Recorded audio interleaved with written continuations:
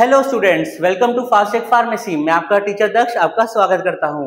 तो हम लोग अभी पढ़ रहे थे ह्यूमन एनाटॉमी एंड फिजियोलॉजी के यूनिट थर्ड टिश्यूज। ठीक है, तो आज हमारा टिश्यूज का यूनिट थर्ड का है फोर्थ लेक्चर। तो आइए शुरू करते हैं। आज का हमारा टॉपिक शुरू होता है फाइबर्स से। ठीक है, फाइबर्स। पहले तरीके के फाइबर होते हैं collagen fibre. Collagen fiber are flexible but offer great tensile strength. They are found in tendons, ligaments and all kinds of connective tissues. So collagen fibers क्या होते हैं? Collagen fibers flexible तो होते हैं लेकिन उनमें बहुत great tensile strength होता है। Tensile strength होता है ऐसी ताकत जो उसको टूटने से रोकती है। फॉर एग्जाम्पल, जैसे देखो नॉर्मल कॉटन का धागा आता है, उसको अगर आप तेज से खींचोगे तो वो टूट जाएगा, लेकिन यहीं आप नायलॉन का धागे को जब खींचेंगे तो वो टूटेगा नहीं।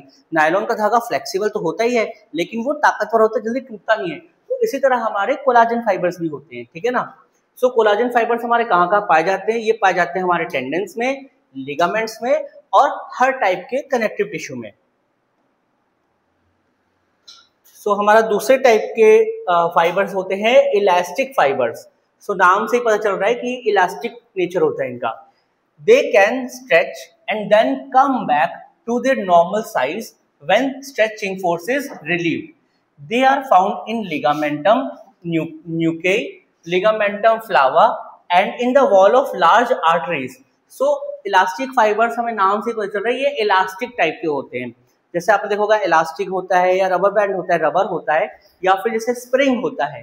तो इनको जब आप इन पे प्रेशर डालते हैं, खींचते हैं, स्ट्रेच करते हैं तो ये खींच जाते हैं, लेकिन जब आप स्ट्रेस को रिलीव करते हैं यानी छोड़ते हैं, they come back to the original size, ये अपने साइज पे वापस आ जाते हैं। बेसिकली यही हमारा इलास्टिसिटी का प्रिंसिपल होता है। When you apply force you can stretch a substance and when you relieve the force the substance come back to its original state. यही इसमें है, इलास्टिक फाइबर्स इसी तरह होते हैं। अब देखो ये कहाँ कहाँ पाए जाते हैं।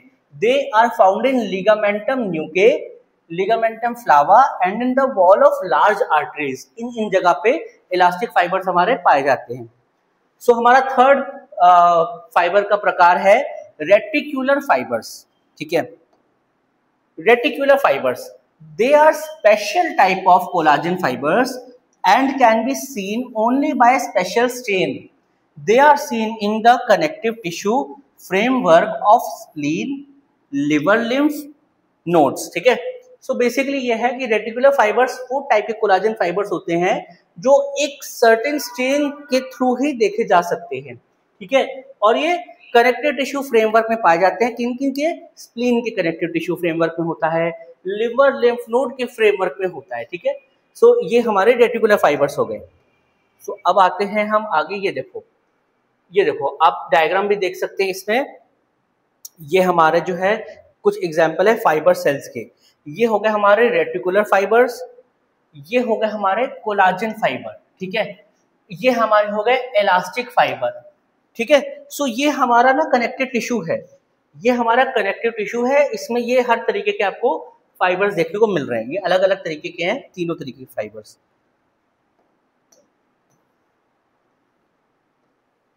अब देखो हेडिंग हमारी क्या कहती है? कनेक्टिव टिश्यू कैन बी, यानी कनेक्टिव टिश्यू क्या क्या हो सकते हैं।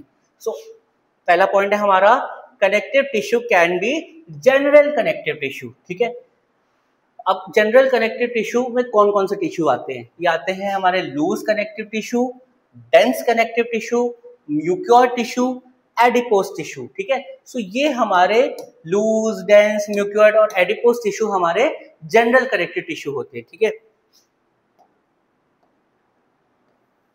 अब हमारे जो जनरल के बाद आता है स्पेशलाइज्ड कनेक्टिव टिश्यू, थोड़े स्पेशल टाइप के। वो हो गए नॉर्मल जनरल टाइप के, कॉमन टाइप के, ये हो गए हमारे स्पेशलाइज्ड टाइप के। This comprises of bones, cartilages and haemolymphoid tissue. Special connective tissue हमारे बोन्स में होते हैं, कार्टिलेजेस में होते हैं और हीमोलिम्फॉइड टिश्यू में होता है। कार्टिलेज में कैसा होता है पहले हम देख लेते हैं। कार्टिलेज में, ठीक है, तो कौन कौन से कार्टिलेज में होता है? हाइलाइन कार्टिलेज में होता है, इलास्टिक कार्टिलेज में होता है और फाइब्रो कार्टिलेज में होता है। इन तीनों कार्टिलेज में हमारा कार्टिलेज टाइप का टिश्यू होता है जो कि हमारा स्पेशलाइज्ड है। अब देखते हैं बोन में कैसा होता है। सो बोन में क्या है, made up of organic and inorganic substances. So bone हमारा जो स्पेशलाइज्ड कनेक्टिव टिश्यू है वो organic as well as inorganic substances का बना होता है। अब देखते हैं हमारा थर्ड टाइप का हेमोलिम्फॉइड टिश्यू। सो ये हमारा क्या है, blood and lymphatics fall in this group. So हमारा जो ब्लड है और जो लिम्फ होता है हमारा, ये भी कनेक्टिव टिश्यू है। ये हमारा थर्ड टाइप के इसमें कनेक्टिव टिश्यू में फॉल करता है, यानी हेमोलिम्फॉइड। हीमो मतलब रिलेटेड टू ब्लड, लिम्फॉइड यानी रिलेटेड टू लिम्फ। सो आते हैं हमारे नेक्स्ट मेन और इंपॉर्टेंट टॉपिक पे, ये है हमारा मस्कुलर टिश्यू। ठीक है, सो टिश्यू हमारा जो यूनिट चल रहा है उसमें अब हम पढ़ने जा रहे हैं मस्कुलर टिश्यू। तो ये हमारा काफी इंपॉर्टेंट टॉपिक है। सो आइए देखते हैं। There are 3 types of muscles. ठीक है, मसल्स 3 प्रकार के होते हैं बेसिकली। पहला है हमारा स्केलेटल मसल्स। ठीक है, स्केलेटल मसल्स यानी वो मसल्स जो हमारे स्केलेटल सिस्टम के साथ यानी बोन्स के साथ होते हैं।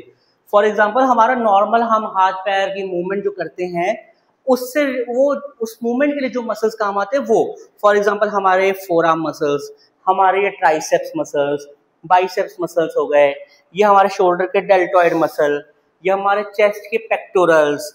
ठीक है, इस तरह एब्डोमिनल मसल्स हो गए हमारे, जिसको हम शॉर्ट में एब्स बोलते हैं। सो ये सारे जो हमारे मसल्स होते हैं ये सारे होते हैं skeletal muscles. So they help in locomotion. Example bicep femoris.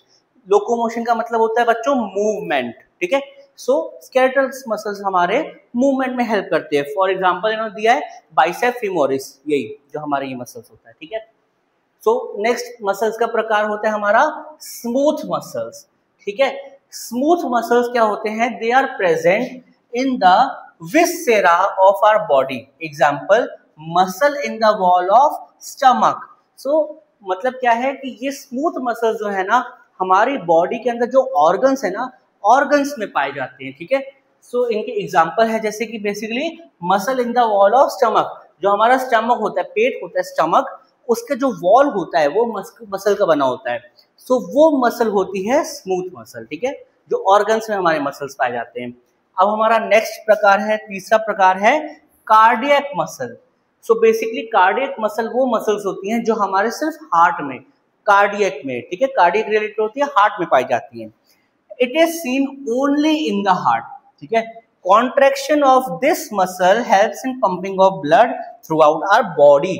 So cardiac muscles are those muscles which help in pumping the blood throughout our body. So heart हमारा basically हमारा heart ही एक मस्कुलर ऑर्गन है, muscle से बना होता है। So उस muscle को हम कहते हैं कार्डियक मसल और ये केवल हमारे हार्ट में ही पाए जाते हैं ओनली। अब चलते हैं आगे। देखो ये आपके देखो डायग्राम है। ठीक है, तीनों के मसल्स के डायग्राम है। तो ये हमारा देखो इस तरीके का हमारा होता है स्मूथ मसल। ठीक है, उसका स्ट्रक्चर कुछ इस टाइप का होता है। ये हमारा है स्मूथ मसल जो हमारे विस्सेरा में पाया जाता है, यानी हमारे बॉडी के ऑर्गन्स में पाया जाता है। ठीक है ना, तो ये हमारा स्मूथ मसल हो गया। अब देखो, अब ये है हमारा स्टेरिएटेड मसल। ठीक है, स्टेरिएटेड मसल सेल्स, ये बेसिकली हमारे स्केलेटल मसल्स होते हैं। ठीक है, ये देखो लॉन्ग फाइब्रस है।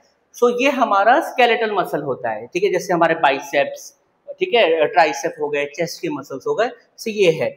और ये हमारा है कार्डियक मसल। ठीक है, कार्डियक मसल हमारा कुछ इस प्रकार का होता है। तो हमारा डायग्राम हो गया, मसल हमारा इसी के साथ कंप्लीट होता है। अब हम पढ़ते हैं नर्वस टिश्यू। ठीक है, nervous tissue it consist of central nervous system, जिसे हम शॉर्ट में सीएनएस भी बोलते हैं, पेरिफेरल नर्वस सिस्टम जिसे हम शॉर्ट में पीएनएस बोलते हैं, एंड ऑटोनॉमिक नर्वस सिस्टम जिसे हम एएनएस भी बोलते हैं शॉर्ट में। So it helps in sending different kinds of information to brain and bringing its responses back from brain to the effector organ. So basically nervous tissue क्या होता है, nervous tissue हमारा जो नर्वस सिस्टम है पूरा वो हमारा नर्वस टिश्यू से ही बना होता है। सो ये नर्वस टिश्यू हमारे कहाँ कहाँ पाए जाते हैं, सेंट्रल नर्वस सिस्टम में जिसे हम सीएनएस कहते हैं, पेरिफेरल नर्वस सिस्टम है जिसे हम पीएनएस कहते हैं, एंड हमारे ऑटोनॉमिक नर्वस सिस्टम है जिसे हम एएनएस कहते हैं। सो बेसिकली नर्वस टिश्यू करते क्या है? सो ये डिफरेंट इंफॉर्मेशन का ट्रांसपोर्ट का काम करते हैं। बेसिकली वो इंफॉर्मेशन हमारे ब्रेन में, और ब्रेन से हमारे जो इफेक्टेड या जो रिलेटेड ऑर्गन है वहां तक वो इंफॉर्मेशन ट्रेवल करती है। फॉर एग्जांपल, अगर हमने कुछ देखा, जैसे सपोज ये पेन पड़ा है, मुझे ये पेन को पकड़ना है। सो पहले जब मैं सोचूंगा ना कि मुझे ये पेन को पकड़ना है, तो पहले वो इंफॉर्मेशन नर्वस टिश्यू के थ्रू हमारे ब्रेन में जाएगी, और ब्रेन से फिर वो मेरे इस हाथ के मसल्स में थ्रू नर्वस सिस्टम मेरे इस हाथ के मसल में ट्रेवल करेगी, और फिर मैं ये मसल को इस्तेमाल करके अपना हैंड मूव करूंगा और ये पेन को ग्रैब कर लूंगा। तो इस तरह होता है। सो नर्वस टिश्यू हेल्प करता है इंफॉर्मेशन के ट्रांसपोर्ट का, ट्रैवलिंग का, from different parts of the body to the brain, and from the brain back to the affected organ या रिलेटेड ऑर्गन। ठीक है ना? सो ये हमारा हो गया नर्वस टिश्यू। अब हम देखो नर्वस टिश्यू का बच्चों डायग्राम भी देख लेते हैं। ठीक है? सो देखो ये हमारा नर्व सेल है, ये हमारा नर्व सेल है, ये नर्व सेल के ये जो स्ट्रक्चर है ये हमारे अदर सेल से कांटेक्ट में होता है। इसे हम जो नर्व सेल की जो बॉडी होती है इसे हम कहते हैं एक्सॉन, और ये हमारे माइक्रोफिब्रिल्स और माइक्रोट्यूब्यूल्स हैं, और ये जो इस तरह आप देख रहे हो ना, ये हमारे, इसे हम कहते हैं डेंड्राइट्स, और ये हमारा नर्व सेल का न्यूक्लियस होता है, ये हमारे डेंड्राइट्स है। ठीक है? सो ये हमारा नर्व सेल है, और ये आप देख सकते हैं, ये रियल माइक्रोस्कोपिक इमेज है, ये हमारे न्यूरॉन सेल्स। ठीक है ना? ओके, तो इसी के साथ हमारा टिश्यू कंप्लीट होता है, ये हमारा यूनिट कंप्लीट होता है। अब हम आते हैं इसके कंक्लूजन पे। सो कंक्लूजन ये है कि tissues are communities of cells that have functions beyond what any single cell type could accomplish.